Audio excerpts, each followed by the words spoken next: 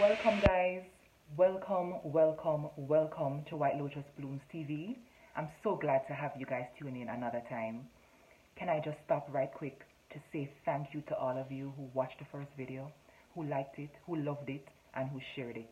And thank you so much for your amazing, inspiring comments that you left on the video. It means everything to me. Thank you guys so much.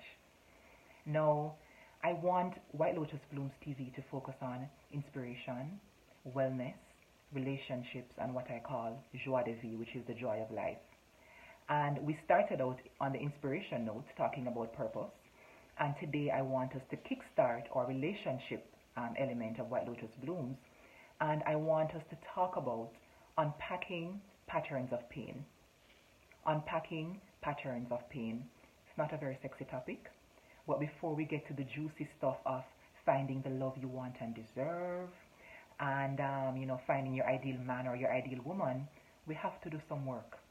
Because anyhow we show up with some of the emotional and psychological baggage that we have, we're going to have some problems. And many of us have had the problems, and we are now trying to figure out, okay, how do I fix this? So that's what this episode is all about.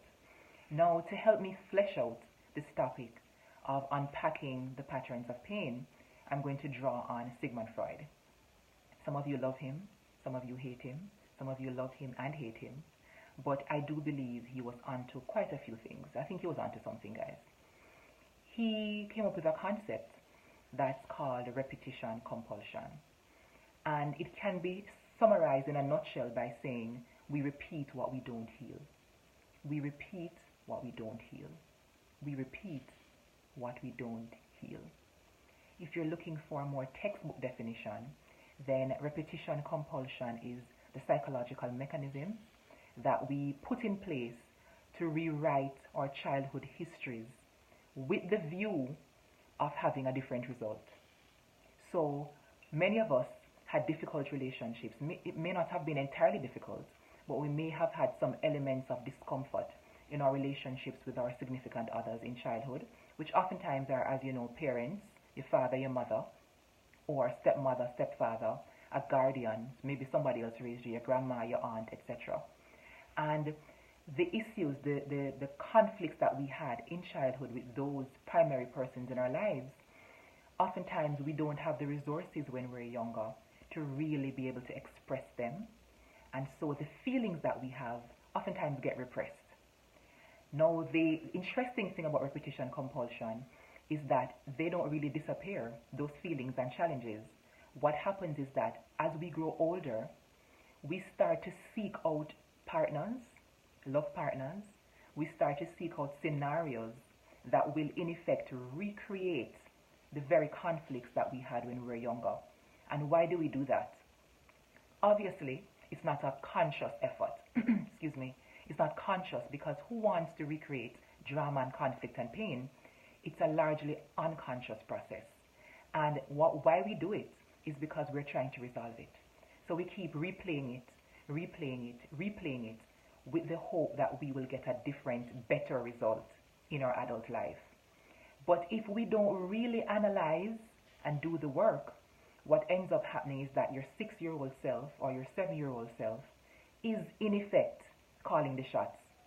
So it's your 7-year-old inner child who is deciding who you're attracted to and who you're seeking out as love partners. It's your 5-year-old inner child who is deciding to a large extent how you show up in your relationships. Are you scared? Are you self-sacrificing? Are you attracted to unavailable people? And on that note of unavailable people, let's talk a little bit about that. Somebody can be unavailable because of their status. They're in an exclusive relationship, so they're taken, right? They're either married or committed. They may be unavailable while single, but they're just emotionally unavailable. Why is it that some of us are so attracted to other people's men or other people's women? Why is this? No, I know there are many theories, but there's some people who they don't want a man or woman for themselves. They want somebody else's man. And I think in those cases, it's about a lot more than just being counterculture or being rebellious or being whatever it is that you would define it as. I think it's psychological. I think it's part of a pattern that can lead to a lot of pain. And it's interesting because it's a very trendy thing right now. There's so many dancehall songs and hip hop songs about take a girl man and all these types of things, right? But I believe that at the root of it, there are some psychological issues, and that's why I said Freud was onto something. Because imagine if it is that you grew up with a father, for example, who was emotionally unavailable. It's highly likely that you will seek out a partner in future, in your adult life, currently, who is unavailable, because there is something about it that feels familiar, that feels so similar to what you had. And if you don't tap in, do the introspection, and figure out what it's really about and where it's coming from, then chances are that that can become your cycle. And depending on your desires and your goals for yourself, that could lead to a whole lot of pain. So that's one thing. What about those of us who are attracted to bad boys? Bad boys not only in the sense of danger, but bad boys in the sense of a man who shows us scant regard. So there's some of us as women, talk the truth now guys, some of us as women, when a good man steps to us, we get a little bit, like we lose our bearings. And there's some women who will tell you that, yeah, he's nice, but I don't feel attracted to him. Isn't that interesting? I think it's because to a large extent, we have been socialized to drink the Kool-Aid and believe that there has to be a struggle. There has to be this immense proving of your value to a man before he validates you and before he says, yeah man, you're a sensible woman, I'm going to pursue you. Who teaches us this? Is it something from your childhood? Is it a case where your father or your mother didn't validate you? They spoke harshly to you and critically to you, and so you're just playing it out. You're seeking out the man or woman who literally will just be like, yeah, you're an option, you're cool, you're okay, but is very unlikely to take that next step to find out more about your value and to actually honor your value. And so this good girl love bad boys dynamic is a real thing, and it's heavily psychological in my mind. So that's a whole nother thing. What about those of us who are attracted to people who are clingy, or attracted to people who are very possessive? Or we're attracted to this issue of, oh, I want to fix him, I want to fix her. What's that really about? These are patterns. How are we showing up in our relationships? Do we show up in our relationships confidently and boldly? Or are we kind of timid because we don't want to seem like we're too much? Are we the type who just forgives everything, blank forgiveness? There's no resolution of the issues. Some of us even hide behind our Christian beliefs. Oh, he did me wrong, but I'm a good Christian woman, so I want to forgive him. That's wonderful. That's excellent, because forgiveness is healthy for us. But what about those cases where we don't actually do any type of work? We just literally keep wiping the slate clean, and you just kind of excuse the other person's behavior. Oh, he has a problem, but he's trying. And some of the church people will say, he means well in the Lord, or she means well in the Lord. But there is no holding accountable. There is no taking responsibility for one's actions or one's problem or one's weakness. Is that healthy in relationships? I don't think so. That's my view. And so there's so many different ways in which we can show up unhealthily in our relationships. And the whole point of this topic today is to help us to identify those patterns and to start to unpack them. Sort them out. Does this one serve me well? Will this one bring me the love I want and deserve to have? Right? In future episodes, we'll look at this whole thing of, do we even believe that we deserve to be loved unconditionally, etc. But imagine, for example, a child who has a parent who is dismissive of them, who has disappointed them frequently, who is somewhat neglectful of that child. At 5, at 4, at 6, we oftentimes don't have the resources to really, identify the feelings that we're having and to express those in any meaningful way around some of these issues, to say, oh, when daddy does this, I feel this way. Not all the time. And so what tends to happen is that child can develop this sense of hope. And hope is a beautiful thing. But hope sometimes can be, in my mind, distorted. And that can come to look like the child saying, if I am just more well behaved, then mommy will love me unconditionally. If I will just be more successful at school, maybe then daddy will love me unconditionally. If I am just, if I can just make myself better in some ways, then I will get this love. Can you imagine a 28-year-old man or woman still walking around with their inner child speaking that dialogue? If I could just be prettier, if I could just be sexier, if I could just earn more money, if I could just be more XYZ, then he or she will love me unconditionally. That's a dangerous space to be in, to have that inner dialogue just on repeat, just like when you were 7 or when you were 4 or when you were 5. And that's why I feel so strongly about sharing this with you, because in my therapy session, sometimes with singles or with couples, I hear so many 5-year-old children speaking out in the sessions that I realize it's absolutely critical. Before you get into anything deep with a partner, do the work with them as well. As you are taking your own journey, take them with you, because it's very important to figure out what they were exposed to. How did that shape their ideas of self, their ideas of love, their ideas of compatibility? And one of the ways, the most important way to start the unpacking process in my mind of these patterns is to pay attention, to be honest, and to be present with yourself. Many of us, we drown out our inner voices all day, every day, and it's not healthy. Introspection is so critical to success in every area of life. You have to know yourself, be honest with yourself before you can actually make it. And so I'm going to share a story with you about how I came face to face in my 20s with this issue of my psychological baggage that needed to be unpacked. Interestingly, I was a student in the clinical psychology program, and the program decided that in order for us to be going into anybody's headspace, so to speak, our headspace had to be correct. We had to at least be aware of our own emotional stuff. And so all of us as students had 6 sessions of psychotherapy, a minimum of 6 sessions mandated to us. So I went to my therapist, and my issue I wanted to work on was the fact that I had a difficult relationship with my father. He was physically present, but he was almost never emotionally available. He was there for all intents and purposes. And it was very painful.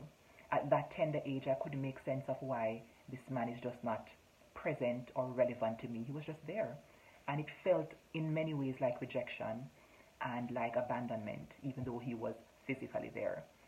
And so I said this to my therapist, and in one session, she said to me in her very therapeutic voice, "Kamala, I'm going to give you homework." And I said, "Okay." And she said, "The homework is go home and write a letter to your father." And I rolled my eyes internally like, oh, that's brilliant though, that's so high tech. But of course I said politely, "Okay, I'll do that." And I went home, took out my sheet of paper and prepared to write the letter. So at first, I'm writing that letter and I'm being intellectual about it. I start off from here, telling him things that I had already processed and I was aware of, that, I really wished it was different. I really wished I had fathers like my friends XYZ who were so involved and so this, that, and the other. And somehow, in the process of just going deeper, peeling away the layers of consciousness, I ended up, I guess, in my subconscious. And somehow, I found myself writing this sentence. I said, "I'm a good girl. Why don't you want me?" You see, when I wrote that, I promise you, it was like some kind of gate just flew open. And I was so overwhelmed with emotions. I'm here trying to write. And at that point, when I went past that place of tapping into the fact that I felt like with all of my efforts to be good, remember we talked about that, seeking to be unconditionally loved, you still don't love me unconditionally, or I didn't feel unconditionally loved. And I'm really hurt by that. You see, when I reached there, I was no longer able to even keep up in terms of my writing. It was all just furious scribbles on the piece of paper because it was so powerful, it was so emotionally overwhelming. I say all of that to say that we have a lot that we have perhaps buried and are, for all intents and purposes, largely unaware of. And those are the things that I want for us to, over time, work on tapping into and unpacking in small parcels, because it can be overwhelming if you just run in like that. But we have to become aware. What did you observe growing up? What did you observe about love? What did love look like to you growing up? For some people, love looked like just taking whatever you got.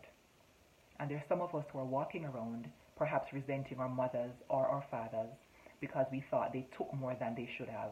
And when I say took more than, I mean negative treatment. There's some of us walking around today who, for us, love at the time looked like fear, because the people who you love leave.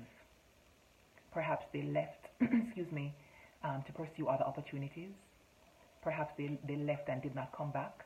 Perhaps they left and started other families. Perhaps they left through death. Whatever it is, some of us have learned, unfortunately, that to love is to lose. And oftentimes when somebody has that experience, they can go in either one of two directions. They can either become very clingy with the people that they love because they're trying to keep them, or they can become very aloof and distant as their defense mechanism. That's their wall to try to protect them from feeling too much pain if and when the person goes. So they're almost like ambivalent, like, yeah, you're okay, you're good.